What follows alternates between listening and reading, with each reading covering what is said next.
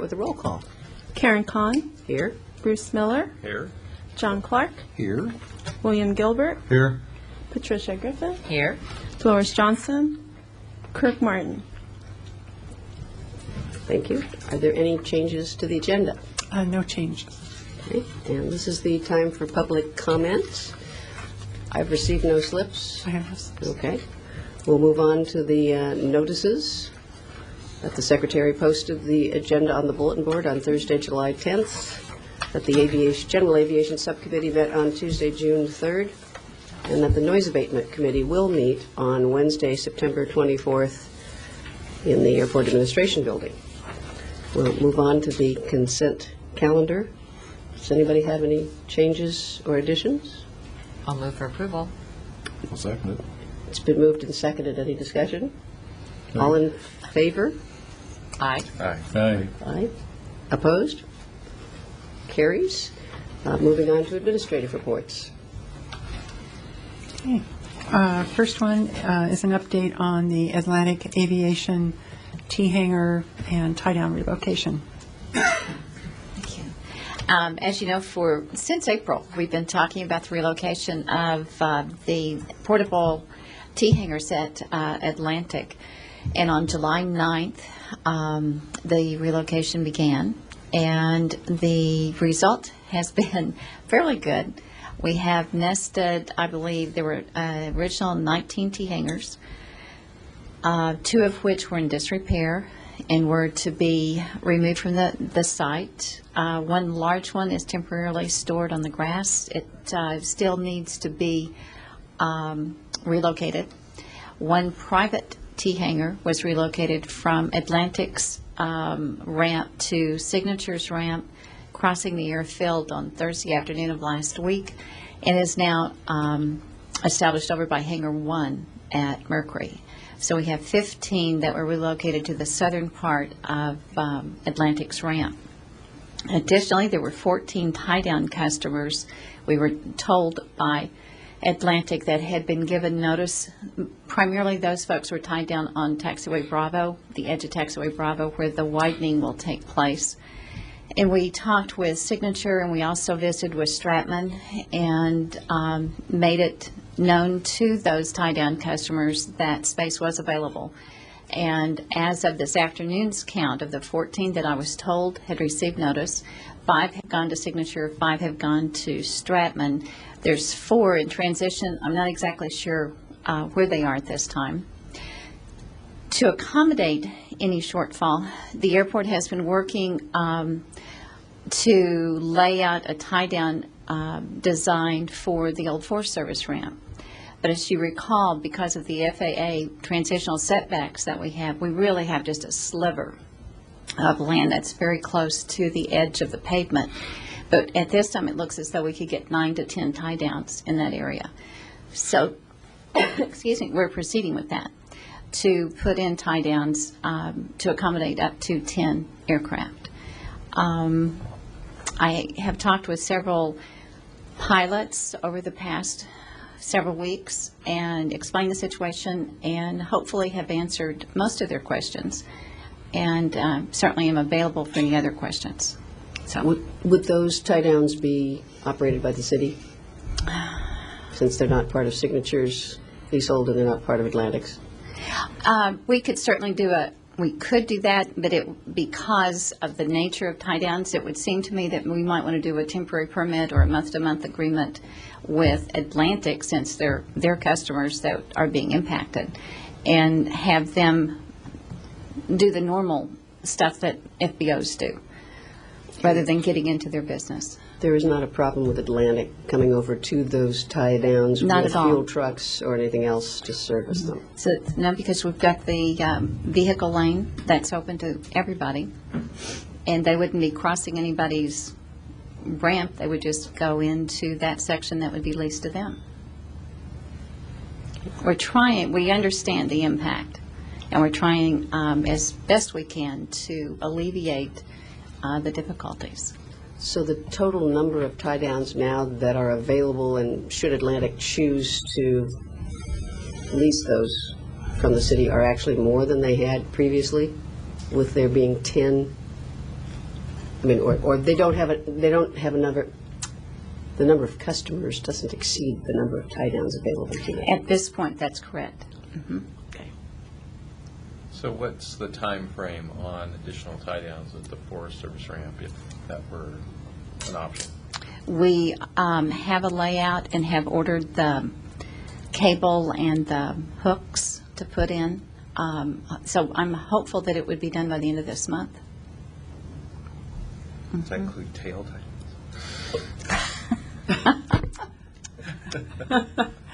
Are you speaking from previous experience? It only took a few years. All right. But you got it, didn't you? Any other questions on this subject? All right, we'll let you move on. Okay.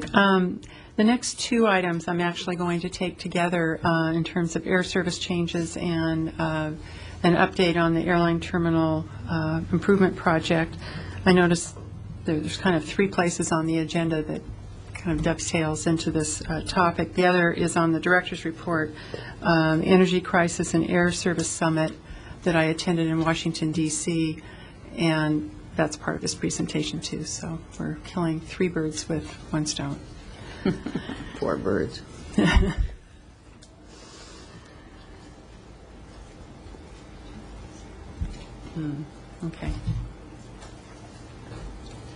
Now I push this thing, right? Okay.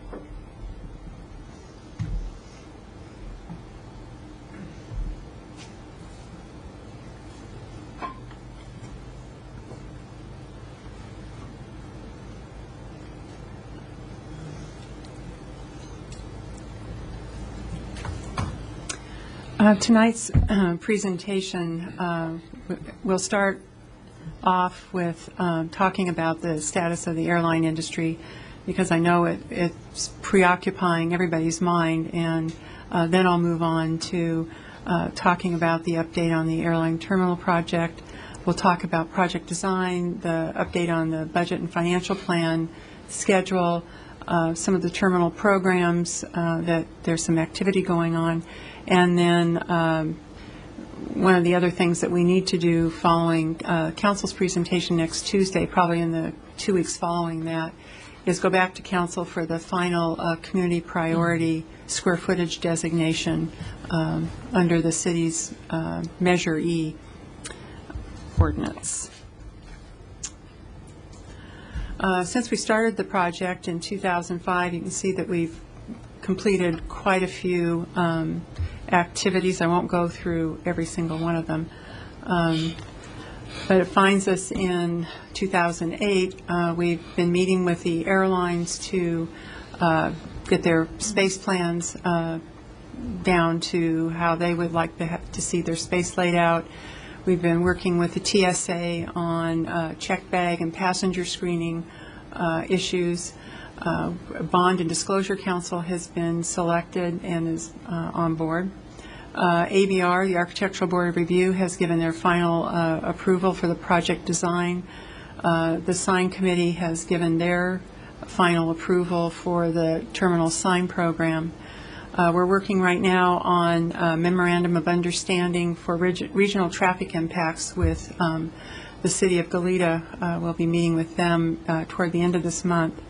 We're also phase one of construction, which is the airline parking ramp reconstruction, and the second phase of the realignment of Taxiway B. Bids were received, and construction on that part should begin in August. So the high energy costs and impacts on airline service. Last week I attended a 2-day Energy Crisis and Air Service Summit sponsored by the American Association of Airport Executives in Washington, D.C. There were more than 50 airports represented, from Atlanta down to the very smallest airports and some general aviation airports. Also, airline industry representatives, elected congressional representatives that were speakers.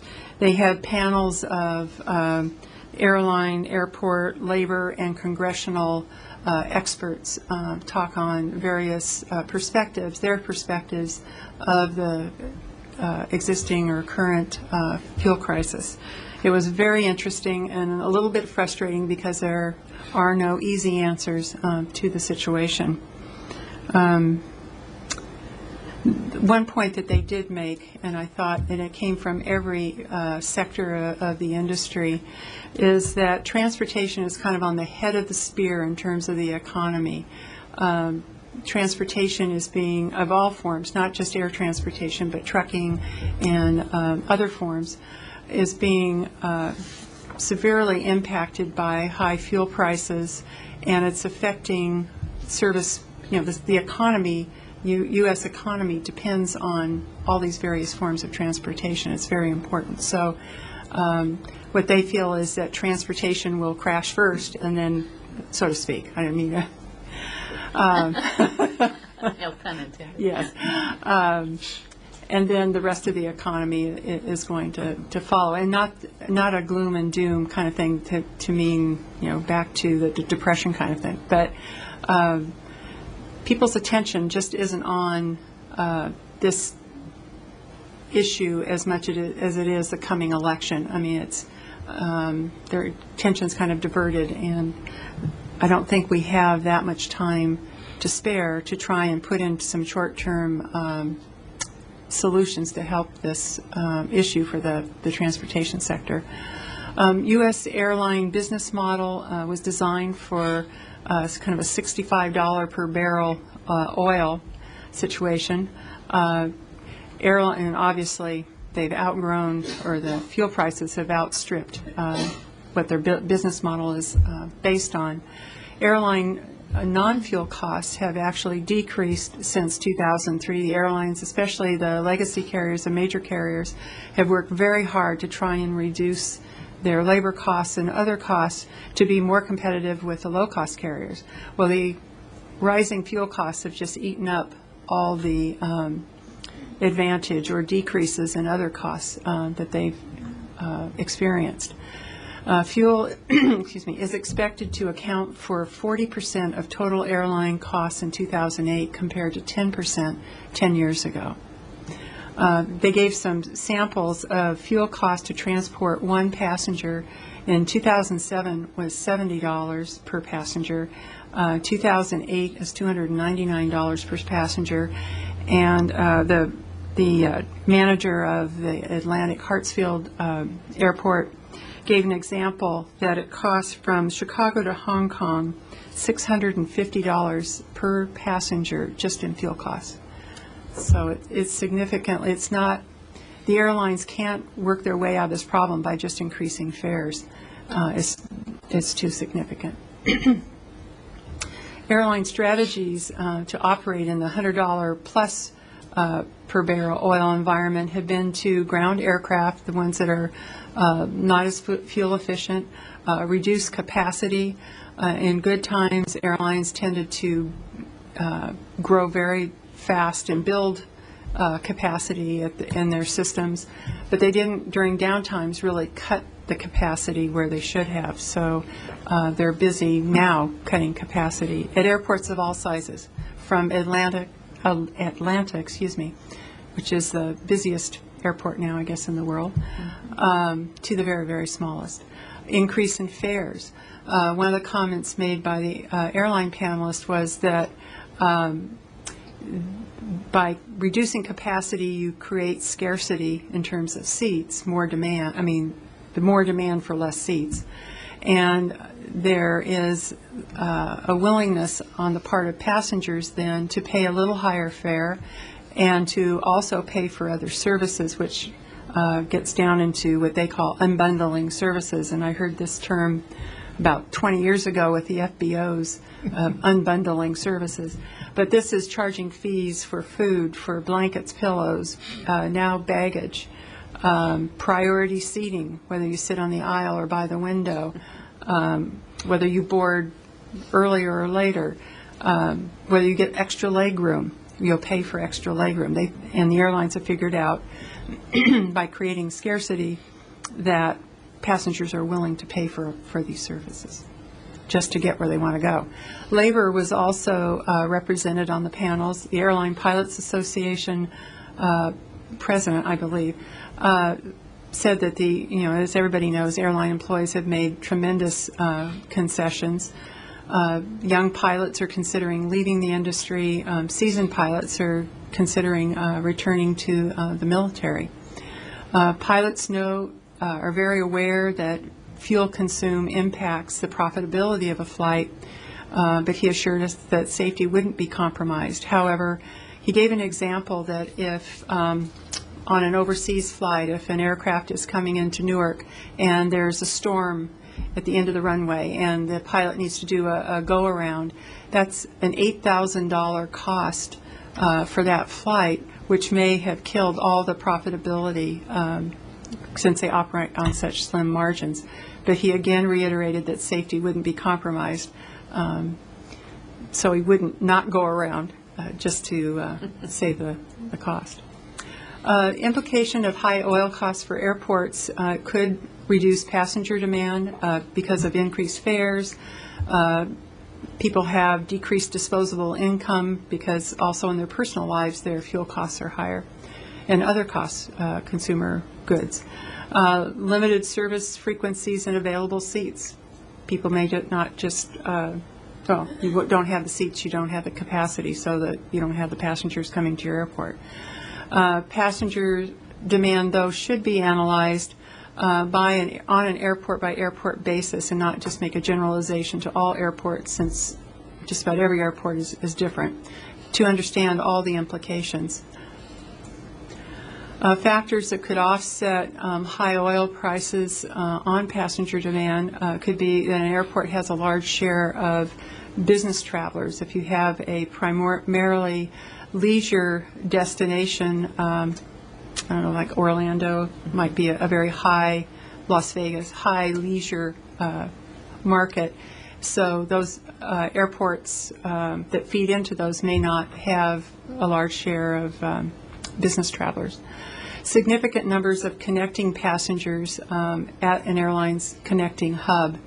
If you have passengers that just go from our airport, say, to Las Vegas but don't travel beyond, that's not as valuable to the airlines as connecting passengers that travel farther, longer distances.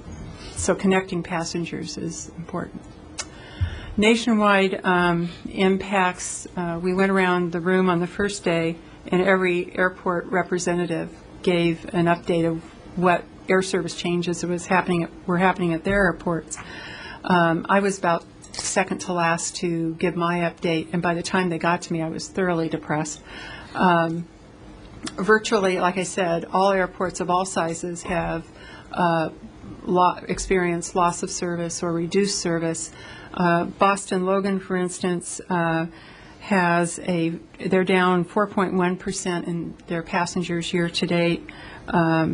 Their changes haven't been as dramatic so far as some of the other airports. Atlanta is projecting to be down in passengers for the first quarter of 2009, 7 to 9%. Memphis has air service issues as well, but as you know, they're the major hub for Federal Express. Well, in this type of economy, if people don't send as many packages or use cargo services or freight services, and FedEx and UPS and all the freight carriers have the same fuel problems that the airlines have. So it could significantly impact Memphis Airport, but more importantly, that whole industry throughout the United States. So you can see it starts to trickle down to other sectors of the economy. Port Columbus, and actually all the rest of the airports, with the exception of Oakland, mostly on the East Coast and Midwest, became apparent that a lot of their changes started in 2003 with airline bankruptcies, with losing service, reduction in service, and so forth. And they had a first round in 2003, and now they're getting a second round in 2007. Toledo, Lucas County Airport, Fort Wayne International Airport, those two, it sounded like they were hurting very badly. That Fort Wayne never recovered from 9/11. Toledo, Lucas never regained any of the service or seats that they lost in 2003. So I felt very fortunate by the time it got to me, since our impacts had been fairly minimal compared to others. And Oakland, of course, also has had loss of service and reduction of service. In the Tri-Counties, San Luis Obispo Airport has had the biggest hit on service. They've lost both, or will lose, both American Eagle and Delta. American will close its maintenance space, which means a loss of about 87 to 90 jobs, not to mention the airline-related jobs with the airlines that are leaving. And U.S. Airways will cease their Las Vegas service. They'll have about a 33% decrease in daily departures. They have currently 18 daily departures and 5 nonstop destinations, and they'll go to 12 daily departures and 3 nonstops. So it's a very significant hit to them. They have put their terminal project on indefinite hold because it's had a significant impact. Santa Maria and Oxnard airports both have pretty minimal service. Santa Maria has Allegiant going to Las Vegas and Phoenix, as well as United Airlines all flights going to LA. And Oxnard has just United Airlines going to Los Angeles. Both airports will have United reductions from 5 flights to 4 flights a day. This just shows you the change in market share in terms of departures with the 4 airports in the Tri-Counties. The current daily departures, we have 62% of the departures in the Tri-Counties, and with the changes and reductions at San Luis most significantly, and then Oxnard and Santa Maria will have about 67% of the daily departures, and that will be effective in September. As you know, we have 850,000 passengers. We have 7 airlines today that serve our airport to 12 nonstop destinations. We have 45 daily departures and a little over 2,000 daily seats available. 45% of our passengers are business travelers. In 2005, we were up to about 66%. So I think that was probably, even though our passenger count is up, you can see how the kind of erosion started a while ago. Probably businesses started feeling some of the economic impacts, not just this year. 67% of our passengers are connecting passengers, which, as we discussed a few moments ago, that's a good thing. The markets where they are not connecting, their destination travelers, are San Diego, Portland, Seattle, San Jose, and Las Vegas. Did I cover them? Mm-hmm. What a memory. Our average yield for our top 50 markets is about 19 cents per seat. And I understand the kind of industry average is around 15 cents per seat. So we have a high yield here. People are willing to pay more. So hopefully that will help in airline decisions to keep their service here. Our average fare, and this was June of 2007 when our air service market study was done, is about $195. And while that might sound low, that's the average fare. That's rather high when you compare it to other airports. This just shows,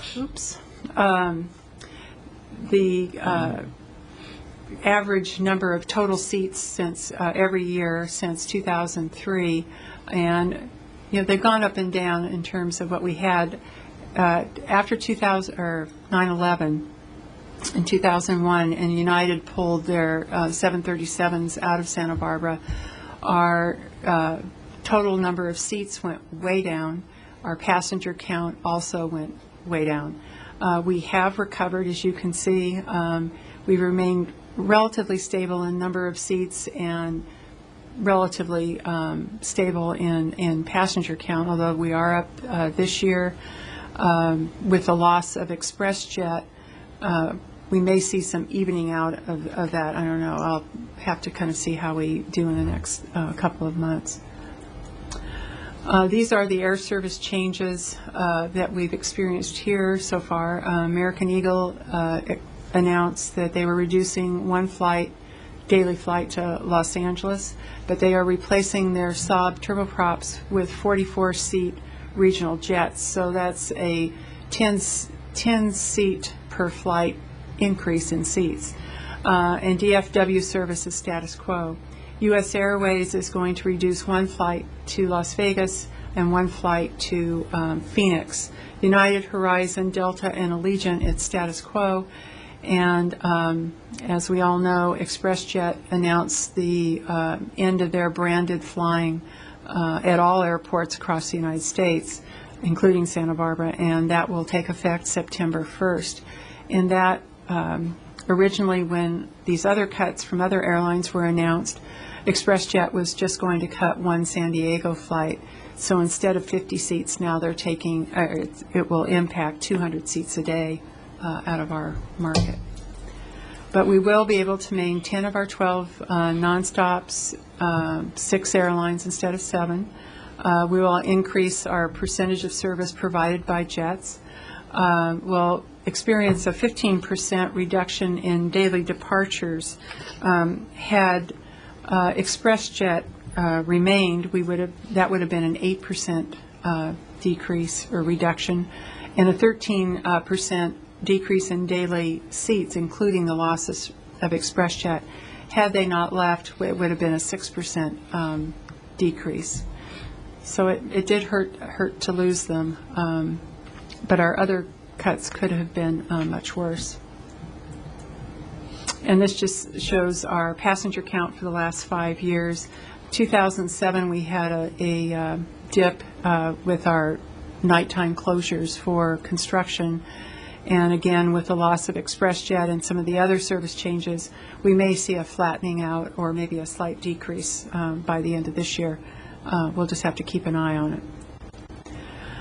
Industry predictions, and this came from the summit, was that passenger employments have survived shocks and recessions, and I'm going to show you a chart that you've seen before on how passenger use since the 1960s has steadily increased over time, and it does go up and down, responding to world events in the economy and so forth. And they expect that this will be the same. I mean, we'll have a downturn now, but it will rebound eventually. There will be an airline industry 5 years from now, but nobody knows what it'll look like. It will look different. They said to expect some consolidation of major carriers. The regional airlines may look different in terms of point-to-point flying may not be done at all or done very little because it tends to be not profitable. But really, by and large, what was the consensus is there is no silver bullet. It's going to take various strategies to attack this problem.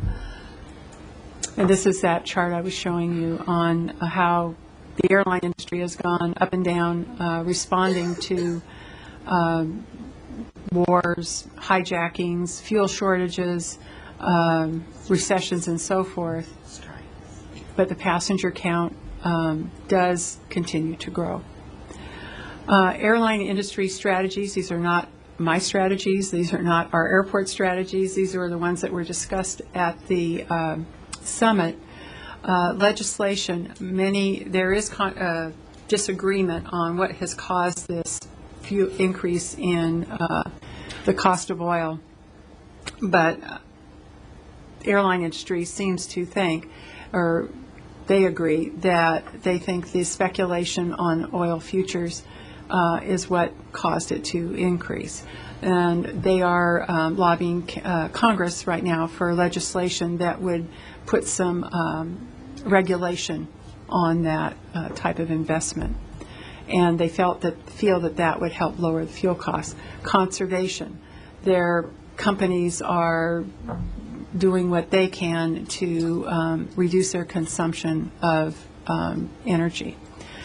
The FAA has been working on their NextGen program, which is their future air traffic control system, and there are some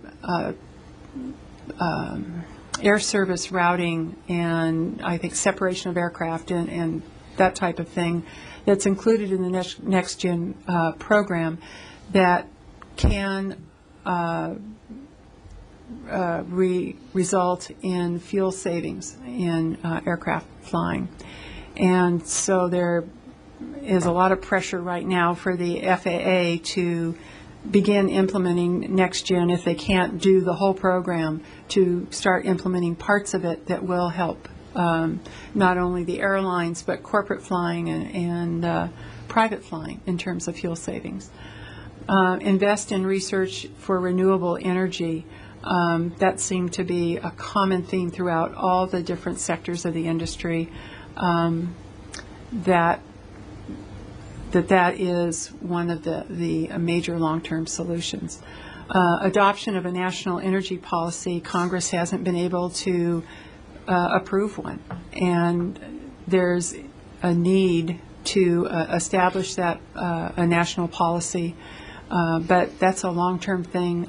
There is no agreement in Congress right now, so that's not going to help the situation immediately.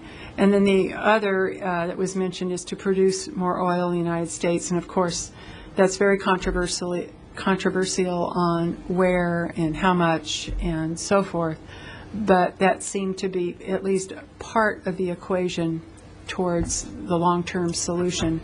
But all agreed, even if that was the solution, it wouldn't be coming along anytime real soon. So what we're doing here at Santa Barbara Airport is when we started the terminal project, we had a sensitivity analysis done by our financial consultant, and basically what they looked at was how much of a loss in passengers could we withstand and still have the project be viable financially, being able to meet our debt obligations. And we're having them update that again, take a look at it, and either confirm that their first analysis still stands, or if that's changed.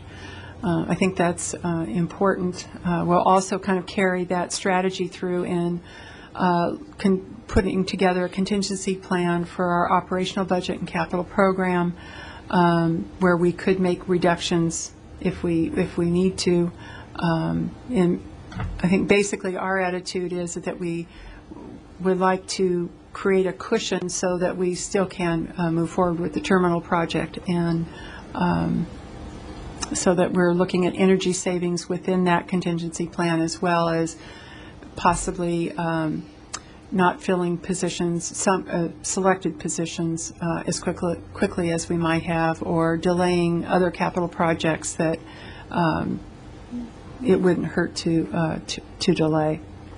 We're also long-term implementing strategies from our carbon footprint reduction plan that will reduce energy. Those strategies will reduce energy consumption as well, and thereby costs.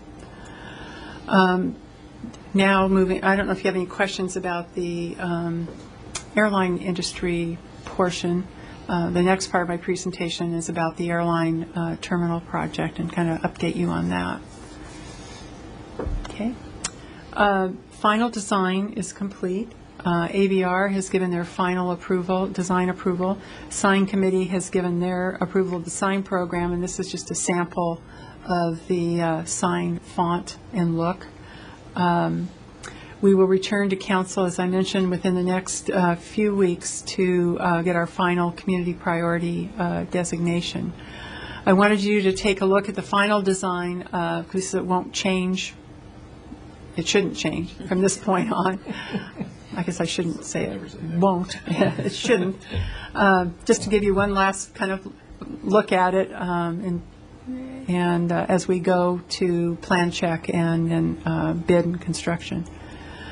This is the east elevation in the top picture, the main entry as you would be looking from the short-term lot. The bottom elevation is on the ramp, aircraft parking ramp side, the west side.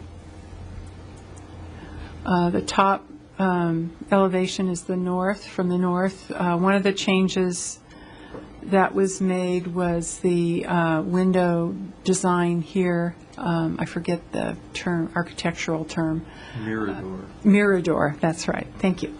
And that was one of the cost savings measures or value engineering that was done to bring the not the only one, but one of the things that was done to help bring the project in line with the budget. The bottom is the south elevation as you would be coming from the ready rental car lot, going into bag claim and then into the terminal. View of the main gallery. You're looking at it as if you were at the edge of the ticket lobby. These are would be the main front doors, and then going up the escalators and the stairs through security, and then the security hold room. This is the view of the ticketing lobby as you enter through the north rotunda. Rental car counters, I know that's kind of small. These are the rental car counters, and then directly across from them would be the baggage claim bag slide. And these are doors to enter into the area. This is an interior perspective of if the building were sliced kind of in half lengthwise. As you enter through the main gallery, this mural is on the wall next to the stairs and escalators going up to the second floor security and hold room. This would be going to bag claim, and straight ahead would be going to the outside outdoor patio viewing area, and then to the right you would be going into the ticketing lobby. And this shows the window on the second floor hold room looking into the main gallery below. This is a perspective of the second floor concourse after you get through security, seating, concessions, so forth. This is after you go through security. This is that elliptical window looking down into the main gallery on the first floor. And as you go north, there's a gate over here that has aircraft that will be ground boarded. These are concessions, restrooms, and then there's that gate where you go down an escalator to the aircraft on the north end of the ramp. As I mentioned, we have gone out to bid and will begin construction this summer on Phase 1, which is reconstruction of the terminal ramp. Here's the existing terminal. Here's Atlantic's Hangar 5. And also realignment, finishing the realignment of Taxiway B. So that's just the limits of that project. This will mean that this is, well, I'll show you in the next slide, and you'll see it very clearly. This is why the T-hangars were relocated, because this is in preparation for the main project.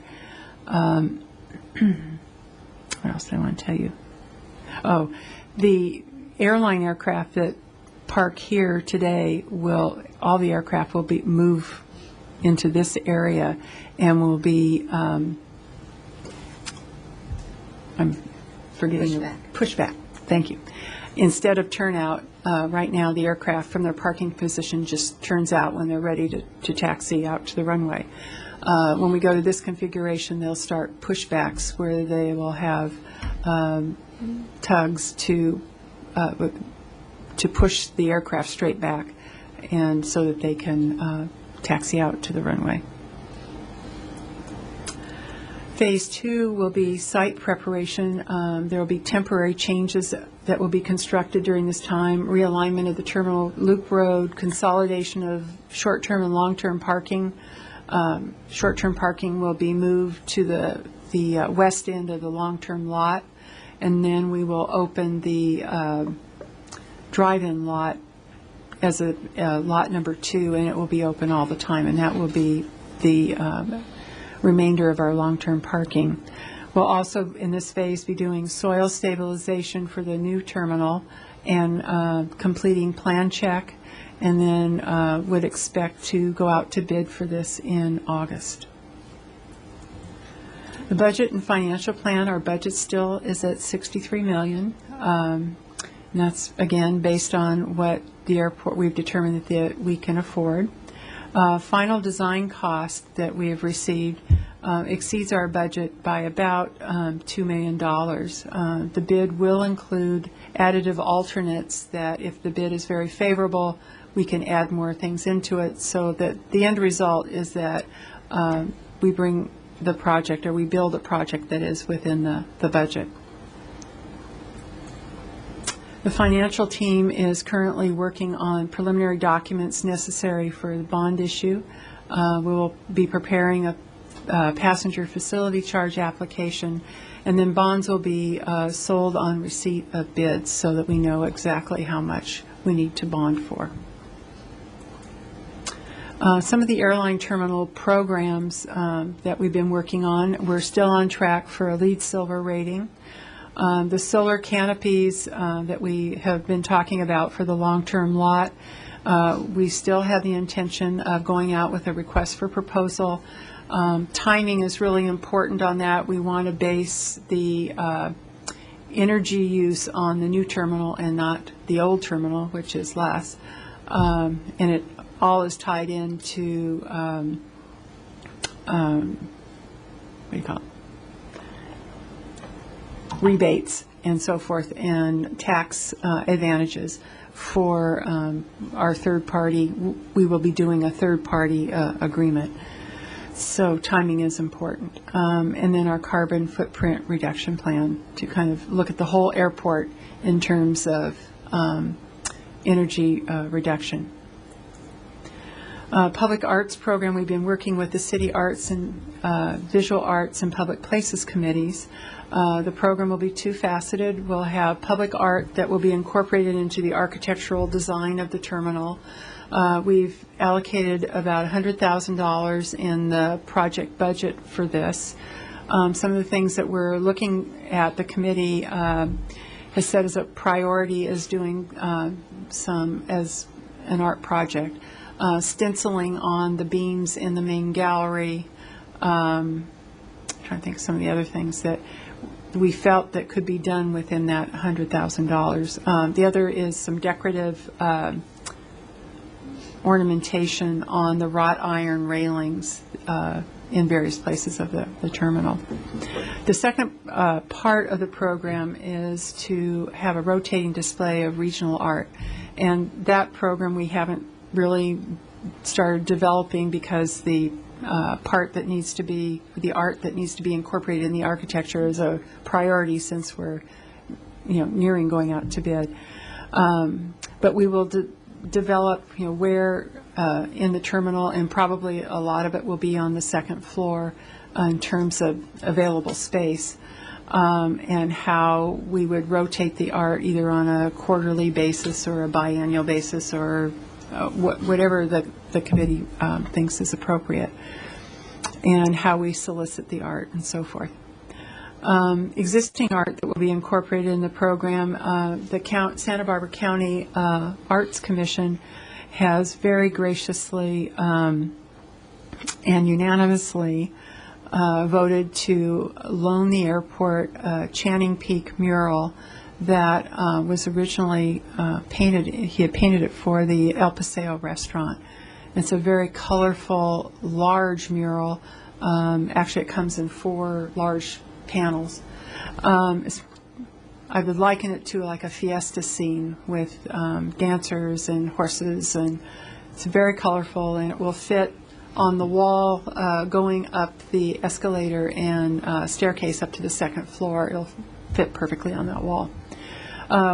With the Bermant Foundation's continued approval or willingness, we will relocate the Good Time Clock. That's the George Rhodes art piece with the balls, that kind of Rube Goldberg type of art, kinetic art, and the Albatross will be relocated into the new project. So people love those art pieces. Public information program, we're ramping up right now to put together a plan for multiple media sources to keep the public informed during construction, because there'll be lots of changes that will be happening, and the worst thing we can do is make it inconvenient and kind of an ugly experience during construction to use our airport. We will also bring back our airport ambassador program. We instituted that when we did some improvements in the early 90s, where we have volunteers that work during peak periods that help passengers find their way or answer questions and that sort of thing. And they wear a little jacket and are easily identifiable, and we'll train them, have a training program for them as well. Many airports have these, and I'm sure you've probably seen them. And also, we are about to start the redesign of our website, and have included a construction cam, so we can have a webcam of construction and people can watch the project as it gets built, which is kind of a fun thing. Concession plan, we've identified the space for concessions for food and beverage and news and gifts. We will do a solicitation in spring of '09, and then tenant improvements will be made in fall of 2010. So that will be good. And on the passenger hold room, we'll actually have restrooms and food and books and magazines and so forth. The schedule going forth for the rest of this year, in July, we'll submit the Phase 3, which is the terminal building itself, plans for building permit.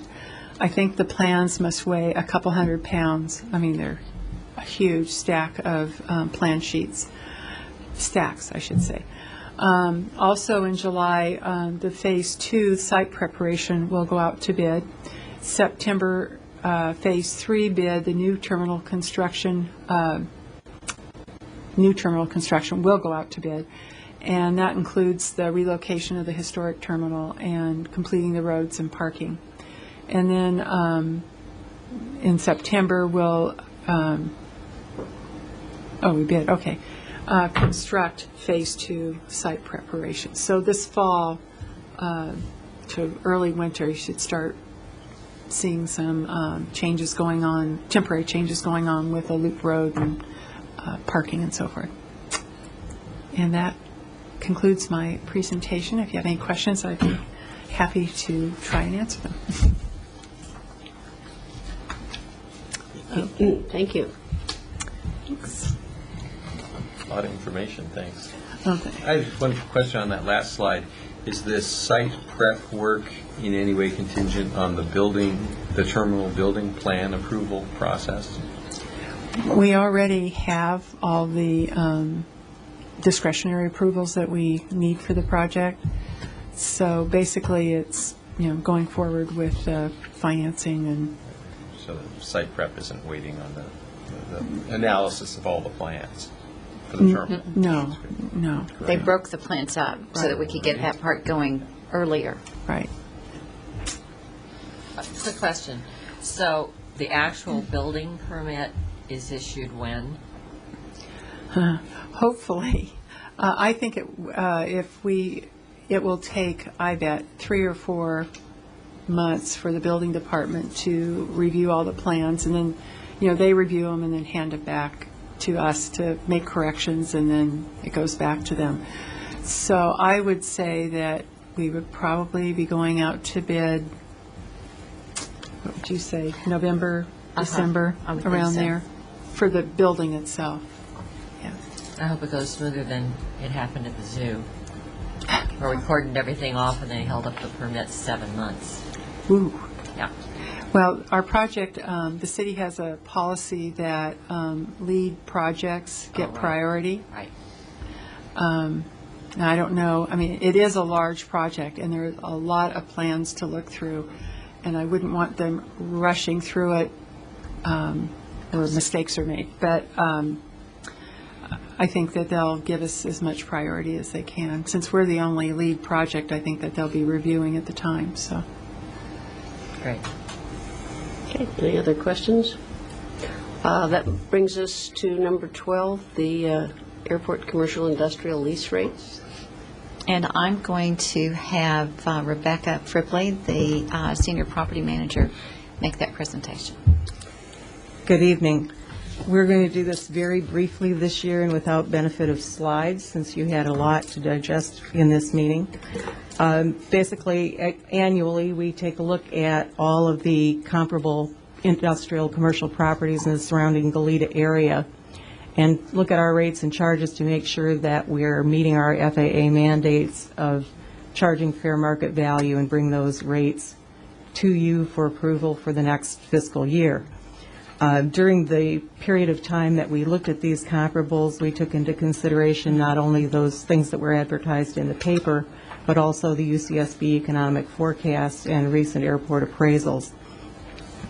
The vacancy rate for office properties in Goleta in the past year was about 6.5%. As you know from the monthly reports that you get from me, our office vacancy rate was less than 1% for most of the year. Our rates tend to be on the lower end of the range of rates in the comparables that I found, but well within that range. And I don't believe that going into this current economic period that the top end of our rates needs to be raised, because we're at a point where we can accommodate our annual CPI increases without needing to do that. The same thing basically applies for the commercial industrial R&D spaces. There was a 5% vacancy rate in Goleta. Our vacancy rate was hovered around 98, 99% full. So we were very, very fortunate in that respect this year. We have very few comps for storage warehouse properties. These properties tend to stay pretty full. This year there was actually only one on the market, and the rate was comparable to those rates that we charge at the airport. The upper end of our current established rate is $1. However, I do feel after looking at our average rates, which ranged from about 68 to 76 cents per square foot, that we can move our asking rate for new tenants closer to that dollar figure. Land comparables, we did have an appraisal done this year by Hammock, Arnold, and Smith of the corner of Fairview and Hollister property that did come in at 37 cents per square foot, which exceeded the top end of our rates.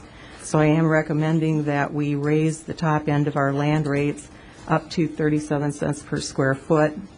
And likewise, those tenants that actually rent additional parking spaces other than the ones that they're entitled to based on the square footage in their lease, we've held those rates at $12 per parking spot per month for probably the last 2 or 3 years.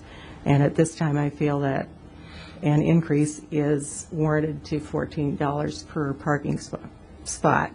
So in sum, we would be looking at office spaces renting from a low of $1.35 per square foot per month to $1.85, industrial and R&D spaces from 95 cents to $1.50, storage and warehouse from a low of 68 to a high of $1 per square foot per month, and land from 14 cents to 37 cents per month, with an increase to the parking of 14 cents per square foot.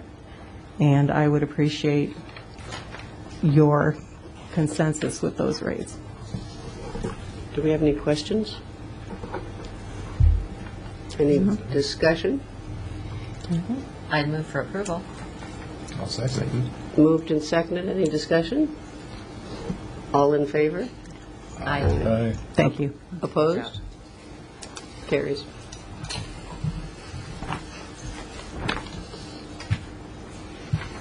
And that brings us to the subcommittee report from the General Aviation Subcommittee. I'll start with a brief summary, and then Commissioner Clark, who did attend the subcommittee along with Commissioner Dolores Johnson certainly will have additional comments, I'm sure. This meeting took place on June 3rd here in our conference room, and the goal of this GA subcommittee meeting was to address some of the issues that had been raised and questions that had been posed regarding the airline terminal expansion program, the new building, the layout, the impact on the Atlantic leasehold, and to give background information, have facts presented as to actually what we were doing, and also to discuss the Atlantic leasehold, the lease that was entered into several years ago between the airport and Atlantic, in which that particular lease, the airport set aside or had a reversion provision that allowed the airport to recapture the space that we're talking about over close to Hangar 5. In exchange for that, the airport offered up additional space at the very southern end of Atlantic's leasehold. That area encompassed where the old Pilot House Motel is located and went further south. So at the time that notice was given to Atlantic that the airport was honestly going forward with a construction of the terminal, with the first phase of that being the ramp reconstruction and the widening of Taxiway Bravo, we needed to give notice that we needed to relocate those T-hangars. And you'll recall that the airport's paying for that cost. We did not put that burden on Atlantic, but rather the airport will pay for it. So we retained the services of Pacific West Steel Company, who has moved those T-hangars at least 3 times since I've been at the airport, perhaps 4, since they are porta-ports. So we did that. We wanted to go through a discussion of the airline terminal. Several of the slides Karen showed tonight, those were provided to the group. We talked about the relocation of the T-hangars, and we also talked about the self-service fueling RFP that we put out, and the fact that we had received one proposal, we're evaluating it, and needed some additional information, and we would get that information back and then reconvene our evaluation committee. Unfortunately, we sent notices to everybody on the field, every based aircraft, every aviation company on the field within the fence. And I believe we had 5 people attend the meeting. So our efforts continue to be available, to make ourselves available to answer questions and to go do whatever we can so that we stop rumors and provide facts to our tenants and to our users of the field. And we will continue to do that. I'm not sure if continued having big public meetings is a good thing.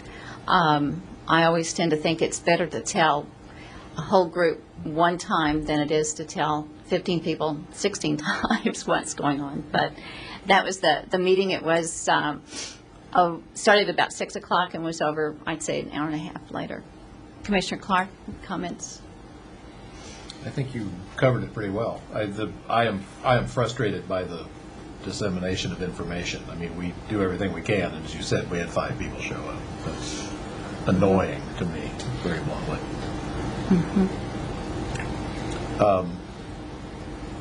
But really, you've covered what we discussed. It was, Okay. And I guess then the self-service fueling thing is still, we're going to have another meeting next week over over the additional information, so that's still Right, we did. in limbo. There were some gaps in the proposal. We wanted some more detail. We requested that, and then realized that we needed to give them time to get those answers together. So we received that around the first of the month. We've reviewed it. Staff has taken a look at it. So we'll have our meeting. Hopefully we can schedule it next week. I sent out a request. And then come up with some options, some recommendations for fueling, self-service fueling on the field. So that project is still top of our list. Be happy to answer any questions. Any further questions? Okay, that brings us to the director's report. I think I'm only going to speak on the passenger count, since I think we've covered almost everything else in one item or another. For June, we are up 5.6% compared to June of last year. largely due to the fact of the ExpressJet service and Allegiant service starting. And year-to-date, we're up 3.5%. So I think that's a good way to start the year, especially with, some changes that may be before us. So I was very encouraged by that. I think also in looking at operations, just to kind of look at the temper of how people are reacting to the economy, and I certainly think in aviation and general aviation, the high cost of fuel, and I don't mean it literally at this airport, even though it is literally at this airport, but I mean in general, is a damper on flying. Local operations, which tend to be mostly flight school operations, is down. Those operations are down 11%. General aviation is down 12%. Flying is down 12%. And total operations are down about 8%. So, I'm afraid we might see some more decreases in operations just reflecting on the economy. And that's it, unless you have other questions for other things in my director's report. Any other questions? Do I hear a motion to adjourn? Consolidated credit card. Okay, we are adjourned.